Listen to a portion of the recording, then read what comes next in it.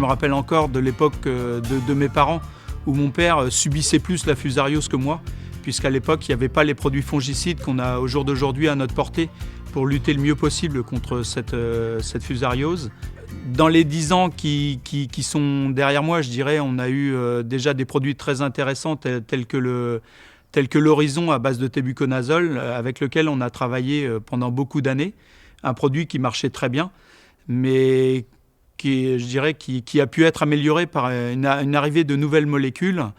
On a connu le Joao il y a pas si longtemps, et maintenant on a carrément le produit, le Prosaro, où on associe carrément les deux molécules du Joao et de l'Horizon, et qui là nous permettent d'avoir vraiment un niveau d'efficacité contre les fusarioses qui est vraiment très très intéressant, quoi.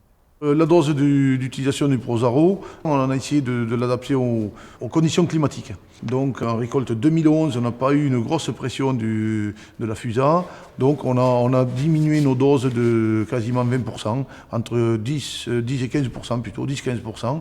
Et donc on a eu un très bon résultat. Pas trop de vent et qu'on a une hygrométrie importante, au lieu de mettre 1 litre, souvent je mets 0,8 moi. Je baisse toujours un petit peu la dose. Autant sur les premiers traitements, je module, je m'adapte à la pression de maladie, que sur la fusariose, on est vraiment, je ne fais pas trop d'impasse sur la fusariose. Il faut absolument positionner le produit phytosanitaire en préventif par rapport à l'arrivée ou au développement plus ou moins important de la fusariose, de façon à avoir une efficacité optimum dans ce qu'on peut attendre de la part des molécules, en fait, quoi. On a vraiment trouvé la solution, quasiment à 90% de réussite sur les piaisons avec Prosaro.